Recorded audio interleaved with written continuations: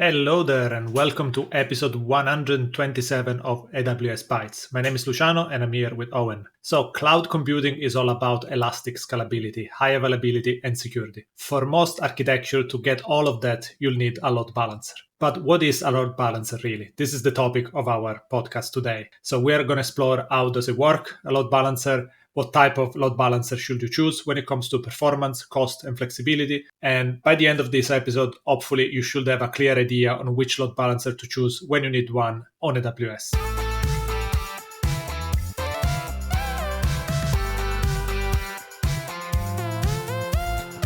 So let's start with an example. You have a client application. That could be a web browser or maybe another kind of application, maybe running on a mobile phone. It could be an IoT device. This client is going to send a request to a server. What kind of server is probably the first question you should ask yourself. Well, even if your application is running on a physical host, maybe that can be a virtual machine running on EC2 or maybe a container running on Fargate, it's unlikely that your traffic is going to be served directly to that application server. And because there will be a few problems with that approach. First of all, it would expose your server directly to the public internet, which can cause some kind of security problems. You generally don't want to put your web server just in front on the public internet. That would also mean that you have only one host. So that means that if you start to get a lot of traffic, your single instance machine is going to be overloaded very quickly. And then you have limited options on how to scale it in response to an increase of traffic, for example. And you can also think that this is a single point of failure, not just in terms of scalability, but maybe if something else goes wrong, maybe, I don't know, you install an update and that update goes wrong, or maybe your host fails because of an hardware failure. At that point, your application just becomes unavailable because your only server just died and no traffic can be served anymore.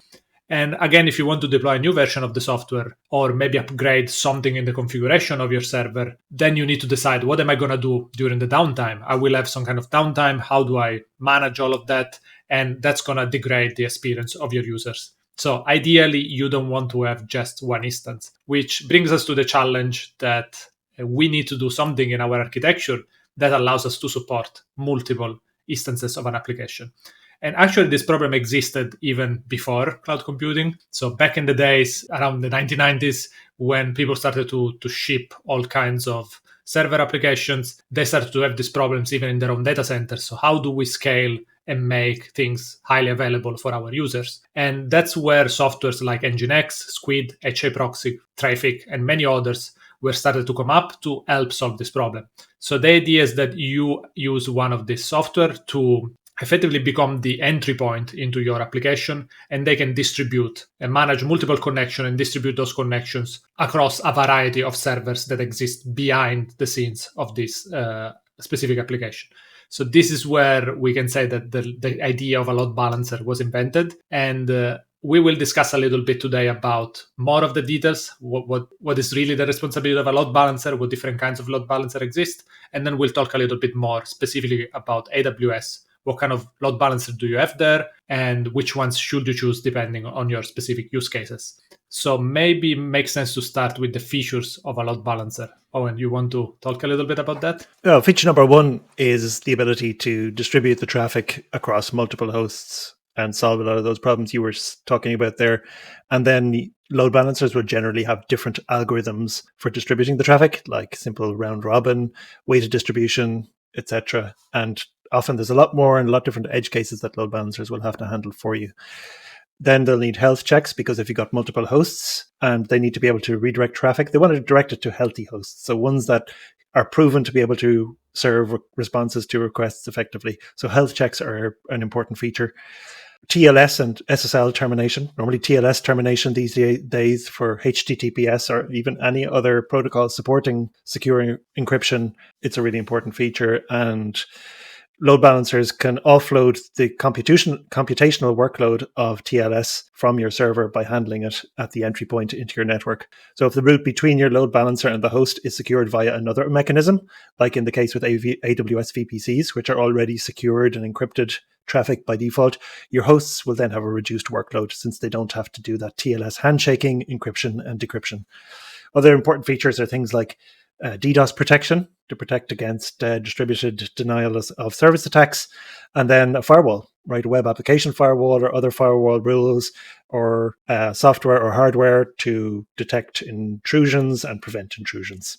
Now, there's a lot of more features you can get with load balancers, but it will ultimately depend on the type of load balancer you have. And it's probably a good idea now to start talking about the different types of load balancers. If we're going to do that, we should talk about the OSI networking model. You might be very familiar with this. Maybe you've heard about it, or you might have a vague memory or flashback to your college days or somewhere where you learned about it before. So let's quickly revisit it, quick refresher, just to make sure we're all on the same page.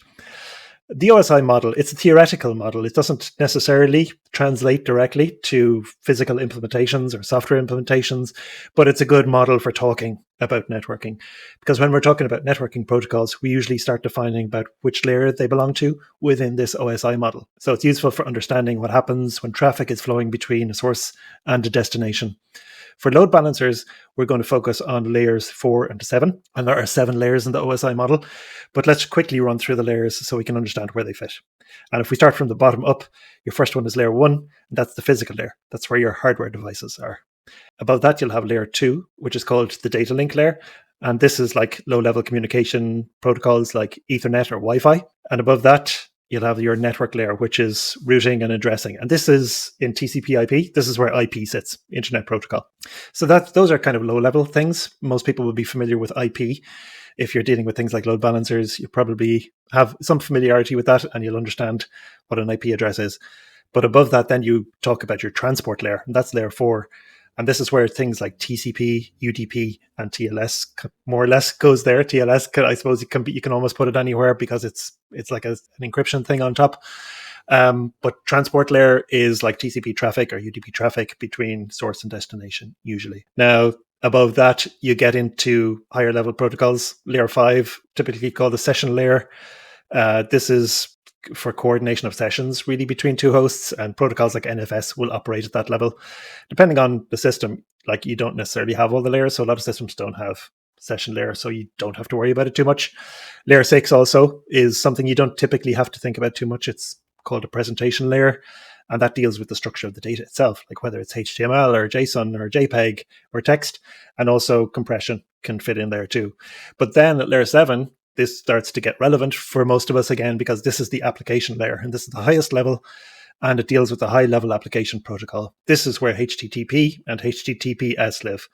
It could, for other things like email, SMTP is also a protocol that fits into layer 7. So now that slightly torturous theory lesson is over, let's get back to load balancers, knowing roughly where layer 4, the transport layer, and layer 7, application layer, sit. And we can talk about layer 4 and layer 7 load balancers. So what's the deal with layer 4 load balancers, Luciano? So since layer 4 load balancers operate at the transport layer, they don't really understand anything about what we might call the protocol. Like, is it an HTTP request, or is it maybe an SMTP? Or they don't even understand whether you're trying to transmit, I don't know, a JPG or an HTML page. They are only dealing with transport, so that generally means TCP or UDP. And of course, this is a trade-off. It comes with some advantages and some disadvantages. And the main advantage is that because it focuses only at the TCP or UDP level, there is very low latency. Like, it doesn't have to really unpack or pack any data or trying to really understand the content of the packets, but it can literally move packets from one place to another, which means that it can move like millions or billions of packets in the order of seconds with very little hardware cost, so to speak. So that's why layer 4 load balancers generally are considered most performant, and they can move massive amounts of traffic. So that's definitely the main advantage. But the disadvantage is that because they don't understand the actual traffic, that the amount of features you can have at the protocol level, of course, is very limited. And for instance, you cannot do things like, I don't know, if you are doing an HTTP request to a specific path, forward that request to maybe an endpoint, but not to another. Of course, because you cannot even understand the concept of a path, because that exists at the HTTP level, that's definitely a feature that cannot exist in this kind of load balancers. Maybe the things that you can do, because you can understand IP, so you can understand source IP and destination IP, you can probably create rules on how to forward traffic based on IP information. This is something that exists at the TCP level, so you can use that and use it to do routing, or maybe understand, depending on the distribution of traffic that you want to use, that can be an information that you can take and apply to the specific protocol. And there are some more modern load balancer that have this concept of a proxy protocol, which is something that can add additional information into the packets themselves. For instance, I know that some of them will allow you to see what was the originating IP address, just because they embed that information into this particular space inside the TCP packet. Because the idea is that since they would be normally rewriting TCP packets themselves, from your server perspective, it looks like every request is being originated by the load balancer. So if you actually want to know which one was the actual client IP, you need to try to read this additional information from somewhere else, and the proxy protocol helps with that. So hopefully that gives you an idea of what layer 4 is good for, what are the pros and cons. But let's talk about layer 7 now. Yeah, if you're looking for some more control at the layer 7 layer, then you'll need a layer 7 load balancer, because they can see the traffic at that HTTP or HTTPS level. That means you can see the headers, the path, query parameters, and even the body. Now, doing this, as you said, Luciano, it's going to introduce some latency, but with that, you'll get a lot more useful features. And the list is a bit longer. Like, you can get routing based on header, path, and query. You can even modify all of those things before you pass the request to the backend. You can do HTTP compression in your load balancer, so you could do gzip encoding at the load balancer level. You can do much finer grained specific HTTP health checks, like checking the health of a specific URL and inspecting the response in detail, like the status code and the body or response headers. You can even do caching in the load balancer. Another thing that is quite common now in load balancers is to do authentication and authorization at the load balancer level. Like layer 7 load balancers can also almost be used as a very effective API gateway. When we're talking about security, we mentioned things like DDoS protection, but when you're operating at layer 7, you can also have a web application firewall linked to your load balancer, so that you can do lots of more specific HTTP, like kind of OWASP top 10 type attack detection. Because you can see headers, you can see cookies, and therefore you can also do cookie-based stickiness in HTTP in layer 7 load balancers. And you don't need that proxy protocol thing that was added for network load balancers or layer 4 load balancers, Luciano, because the X forwarded for header is very typical with load balancers and reverse proxies. Whereas layer 4 load balancers normally have one connection inbound associated with another connection to the backend. Layer 7 typically have a different model where they terminate a connection and then forward traffic to like a pool of connections to the backend server. So it can be more efficient in terms of connection utilization as well. So that's layer 4, layer 7 load balancers. Where does this all fit into the world of AWS? We mentioned that there are 4 types. We're going to talk about 2, the network load balancer and the application load balancer in AWS. Yes, so in AWS, you can, of course, integrate any kind of third-party load balancer if you're willing to spend the time to set it up correctly on EC2 instances, for example. And of course, that can be complicated. It can take a lot of time, and you'll need to know how to do it correctly. So there are alternatives that AWS provides in the form of managed services. And this is probably the most used load balancer you will see in AWS. There are actually 4 different types, and they are the classic load balancer, which is now deprecated, then network load balancers, which are the layer 4 that we described before. Then we have application load balancers, which is going to be layer 7. And then we have another kind of load balancers, which are called gateway load balancers, which are generally used when you have a third-party security prevention detection device and you need all the traffic to go through that particular device. This is a little bit of a more niche use case that only makes sense when you have specific security requirements and you are setting up this kind of third-party tools that need to live at the load balancer level. So we can use the short name NLB for network load balancer and ALB for application load balancer. They can be either public or internal facing. So that's a great option to have, because that means that if you are creating an application that needs to be internet facing, you can just put a load balancer there and it's going to handle all your incoming traffic. But if you're building something internally, maybe this is an internal API or internal microservices. If you want, you can also use all the same features of both NLB and ALBs just for internal traffic. So traffic that is only existing inside your own private VPC. So let's talk a little bit more about network load balancers. As we said, they support layer 4, and these are great candidates if you don't need all the features of layer 7. And these are generally the way to go because the latency is so much lower. So if you need to provide as lower latency as possible, you probably want to use a network load balancer. They have some support for TLS termination, and you can use AWS Certificate Manager, but still that termination is only done at the TLS level. Like, it doesn't really understand, for instance, HTTPS. So it only unwraps the TLS traffic.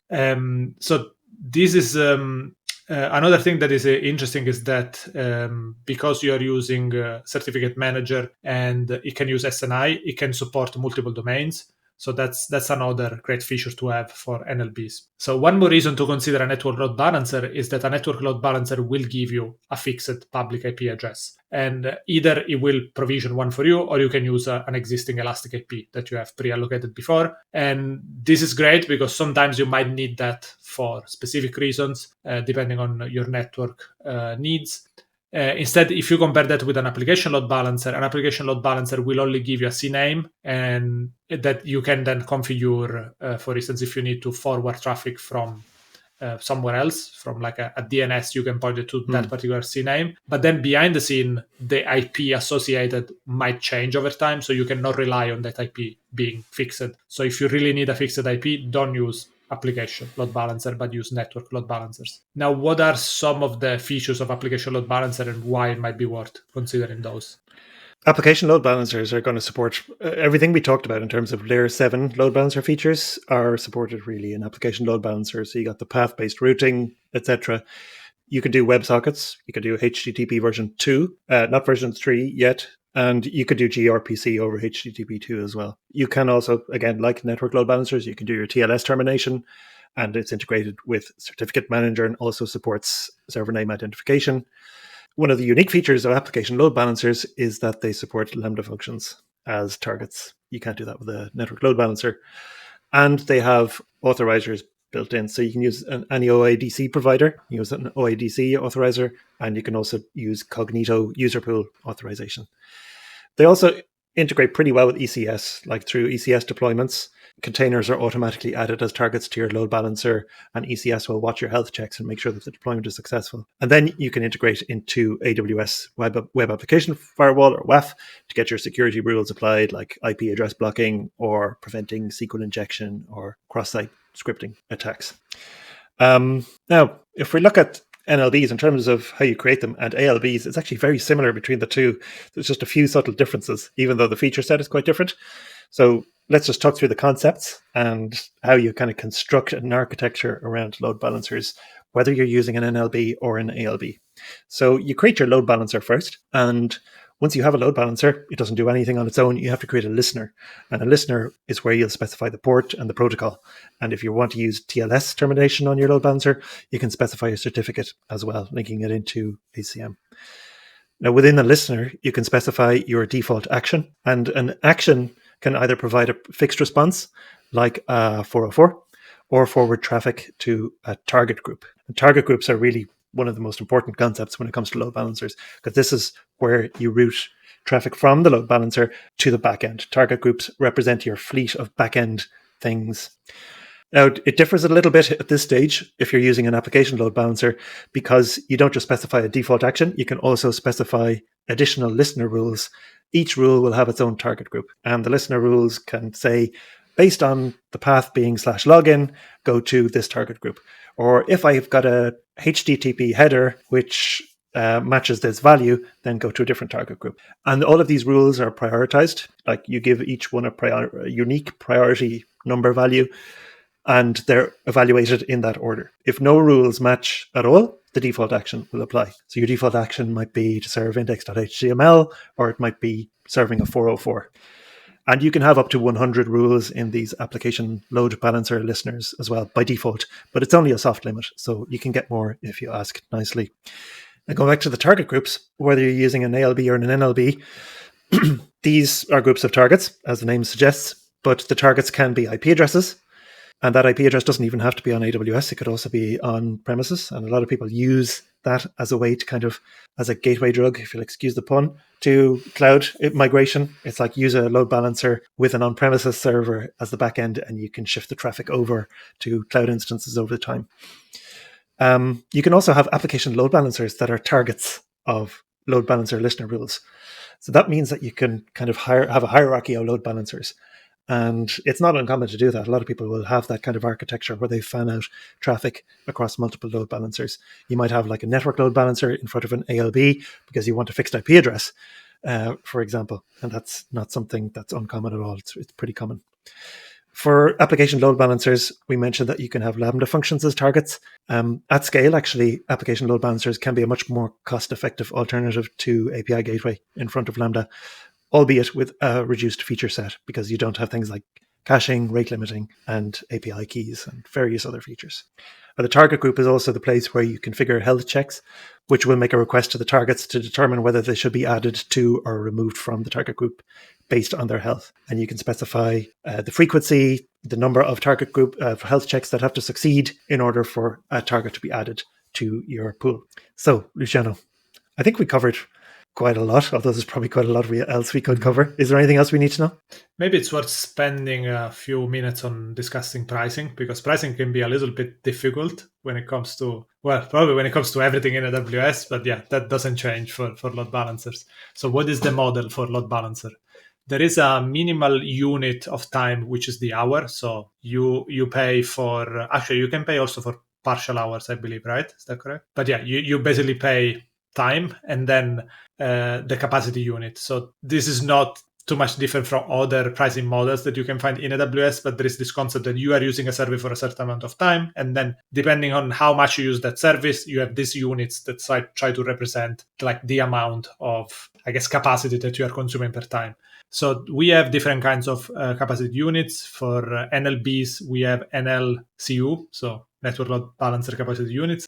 And for ALBs, you have LCUs. Now, there is quite a bit of complexity in these LCUs to be able to fully cover it here, but it's basically a formula that is based on new connections, active connection, processed bytes, and real evaluations. So if you're really curious, I recommend checking out the documentation and trying to figure it out. You probably end up with a big spreadsheet if you really want to do a solid model to predict the cost. And keep in mind that you also have to pay for data transfer out per gigabyte beyond 100 gigabytes to the internet.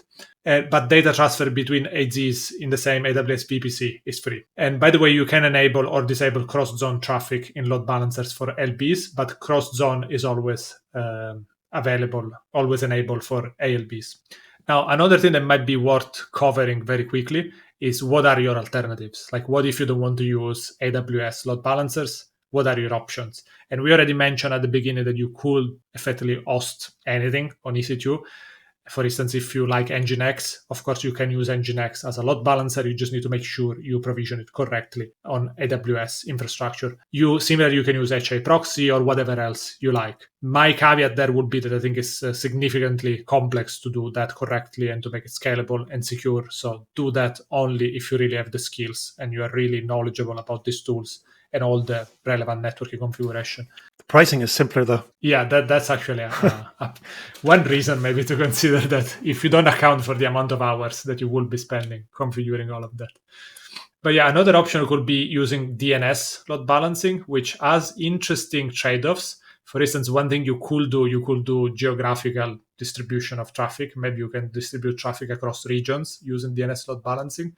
But also, that DNS is always the reason for problems in the web. So there is significant complexity there to do it right, to do DNS caching and validation and all that kind of stuff. So again, it's an option, but comes with its own trade-offs. And another option that we have been discussing before is VPC Lattice. And we have an entire episode and a blog post. So if you haven't seen that, we'll leave the link in the show notes so you can check those out. So hopefully this was a complete enough coverage of load balancers and how do you use load balancers on AWS. I'm sure that there is a lot we have missed, so let us know if you have any particular experience that might be worth sharing. What kind of load balancers do you like to use?